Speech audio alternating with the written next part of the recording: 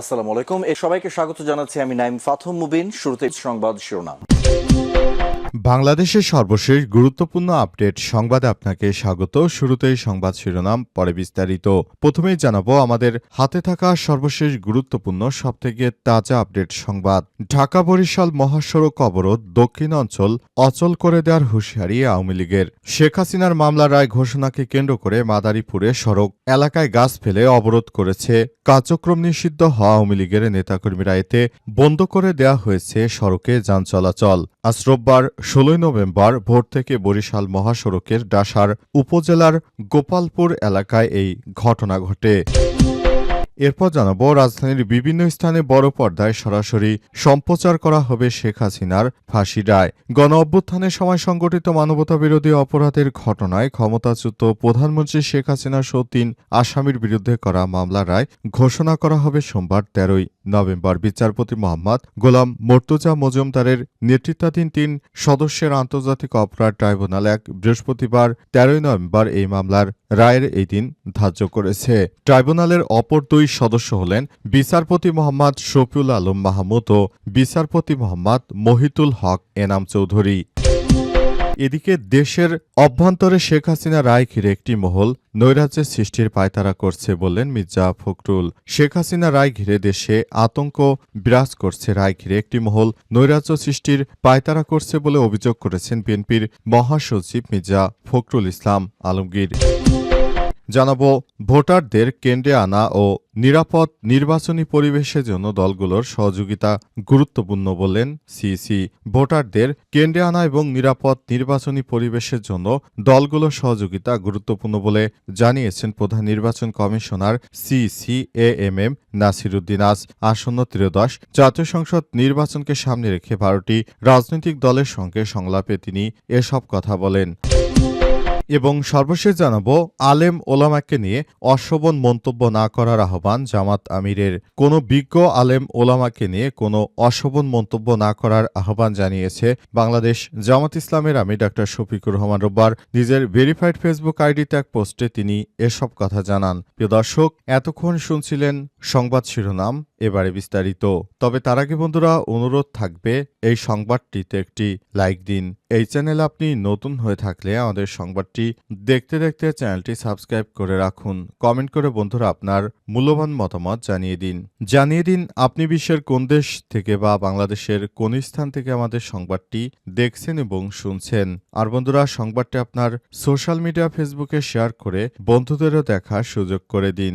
আর গাজা যুদ্ধে আপনি যদি নিরীহ ফিলিস্তিনিদের ভালোবেসে থাকেন কমেন্টে ইয়েস লিখে বিশ্ববাসীকে জানিয়ে দিন।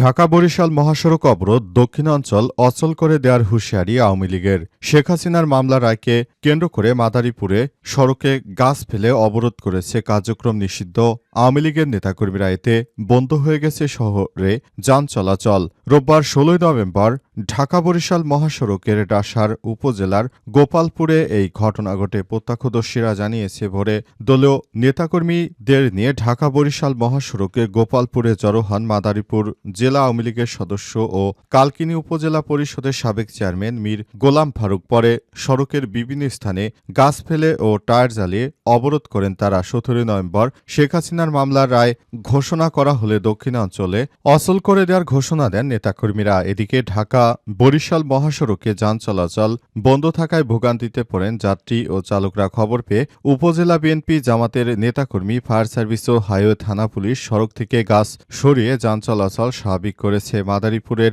মোস্তফাপুর হাইওয়ে থানার ভারপ্রাপ্ত কর্মকর্তা ওসি মামুন আল রশিদ জানিয়েছেন, ঢাকা বরিশাল মহাসড়ক অবরোধ করে একদল দুর্বৃত্ত পুলিশের উপস্থিতি টের পেয়ে তারা সড়ক থেকে পালিয়ে গেছে। বন্ধ হয়ে যাওয়া সড়কে যান চলাচল স্বাভাবিক করতে কাজ করছে পুলিশ ও ফায়ার সার্ভিসের কর্মীরা। এ অবস্থায় সেখানে যেন কোনো ধরনের নিরাপত্তা বিঘ্নিত কোনো ঘটনা না ঘটে সেজন্য সবাইকে সতর্কতামূলক বার্তা দেওয়া হয়েছে। যারা দেশের অভ্যন্তরে থেকে নানা ধরনের নাশকতামূলক কর্মকাণ্ড করবে তাদের বিরুদ্ধে সরাসরি অ্যাকশনে যাবে পুলিশের সদস্যরা। পুলিশের পক্ষ থেকে কোনো দুষ্কৃতকারীকে আর ছাড় দেওয়ার কোনো কোনো সুযোগ নেই বলে নিশ্চিত করা হয়েছে। আওয়ামী সন্ত্রাসীরা দেশ জুড়ে বিভিন্ন স্থানে তারা আগুন জ্বালিয়ে দেশটাকে একদম নৈরাজ্যকর পরিস্থিতি তৈরি করেছে।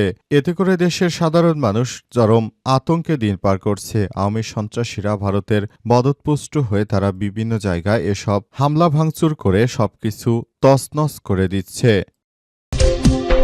রাজধানীর বিভিন্ন স্থানে বড় পর্দায় সরাসরি সম্প্রচার হবে শেখ হাসিনার রায়। জুলাই গণঅভ্যুত্থানের সময় সংগঠিত মানবতাবিরোধী অপরাধের ঘটনায় ক্ষমতাচ্যুত প্রধানমন্ত্রী শেখ হাসিনার সহ ৩ আসামির বিরুদ্ধে করা মামলার রায় ঘোষণা করা হবে সোমবার ১৭ নভেম্বর। বিচারপতি মোহাম্মদ গোলাম মর্তুজা মজুমদারের নেতৃত্বাধীন ৩ সদস্যের আন্তর্জাতিক অপরাধ ট্রাইব্যুনাল বৃহস্পতিবার ১৩ নভেম্বর এই মামলা রায়ের এই দিন ধার্য করেছে। ট্রাইব্যুনালের অপর ২ সদস্য হলেন বিচারপতি মোহাম্মদ শফিউল আল মাহমুদ ও বিচারপতি মোহাম্মদ মহিতুল হক এনাম চৌধুরী। শেখ হাসিনার মানবতাবিরোধী অপরাধের মামলা রায় সরাসরি সম্প্রচার করবে বাংলাদেশ টেলিভিশন। একই সঙ্গে ঢাকা শহরে বেশ কয়েকটি জায়গায় বড় স্ক্রিনে রায় ঘোষণার সরাসরি সম্প্রচারিত করবে সংস্কৃতি মন্ত্রণালয়। এছাড়াও প্রচার করা হবে আন্তর্জাতিক অপরাধ ট্রাইব্যুনাল ও ফেসবুক পেজেও। শেখ হাসিনার পাশাপাশি এই মামলার অপর ২ আসামি হলেন সাবেক স্বরাষ্ট্রমন্ত্রী আসাদুজ্জামান খান কামাল ও পুলিশের সাবেক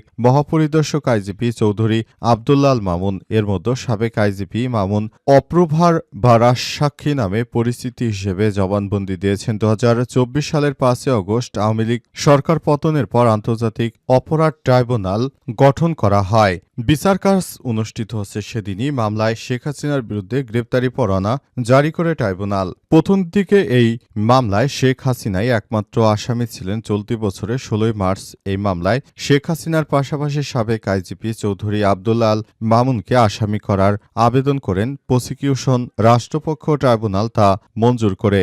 একাধিক সময় বাড়ানোর পর চলতি বছরের ১২ মে চিফ প্রসিকিউটরের কার্যালয়ে মামলার তদন্ত প্রতিবেদন জমা দেয় ট্রাইব্যুনালে তদন্ত সংস্থা। গত ১ জুন শেখ হাসিনা সহ ৩ আসামির বিরুদ্ধে ট্রাইব্যুনালে অনুষ্ঠিত আনুষ্ঠানিক অভিযোগ বা ফরমাল চার্জ দাখিল করে প্রসিকিউশন।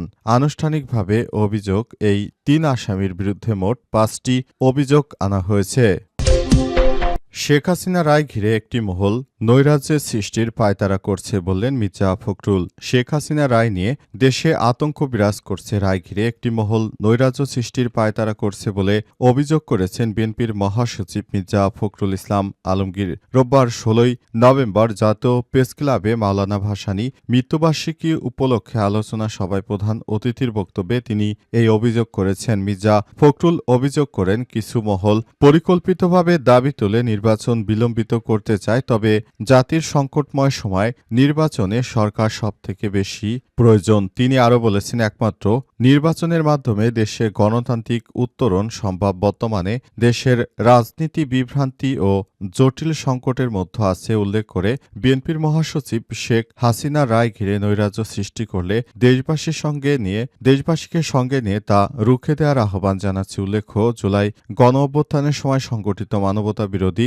অপরাধের ঘটনায় ক্ষমতাচ্যুত প্রধানমন্ত্রী শেখ হাসিনা সহ ৩ আসামির বিরুদ্ধে করা মামলা রায় ঘোষণা করা হবে সোমবার ১৭ নভেম্বর। বিচারপতি মোহাম্মদ গোলাম মর্তুজা মজুমদারের নেতৃত্বাধীন ৩ সদস্যের আন্তর্জাতিক অপরাধ ট্রাইব্যুনাল বৃহস্পতিবার ১৩ নভেম্বর এই মামলা রায়ের দিন ধার্য করেন। ট্রাইব্যুনালের অপর ২ সদস্য হলেন বিচারপতি মোহাম্মদ শফিউল আল মাহমুদ ও বিচারপতি মোহাম্মদ মহিতুল হক এনাম চৌধুরী। শেখ হাসিনা মানবতাবিরোধী অপরাধের মামলা রায় সরাসরি সম্প্রচার করবে বাংলাদেশ টেলিভিশন। একই সঙ্গে ঢাকা শহরের বেশ কয়েকটি জায়গায় বড় স্ক্রিনে রায় ঘোষণা সরাসরি সম্প্রচার করবে সংস্কৃতি মন্ত্রণালয়। এছাড়াও প্রচার করা হবে আন্তর্জাতিক অপরাধ ট্রাইব্যুনালের ফেসবুক পেজেও।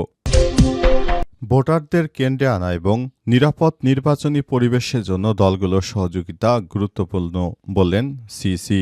আগামী জাতীয় সংসদ নির্বাচন যেদিন অনুষ্ঠিত হবে ওই দিন ভোটারদের বাড়ি বাড়ি থেকে তারপর নির্বাচন কেন্দ্রে আনার জন্য সবথেকে বেশি গুরুত্বপূর্ণ ও দায়িত্বশীল ভূমিকা পালন করতে হবে রাজনৈতিক দলগুলোকে। তাদের সহযোগিতা ছাড়া কোনোভাবেই দেশে সুষ্ঠু সুন্দর নির্বাচন সম্ভব নয়। নির্বাচন কমিশন ইসির পক্ষ থেকে আরও বলা হয়েছে কেউ যেন এই ধরনের কোনো ঝামেলা করতে না পারে সেজন্য সবসময় সতর্ক অবস্থানে থাকতে হবে।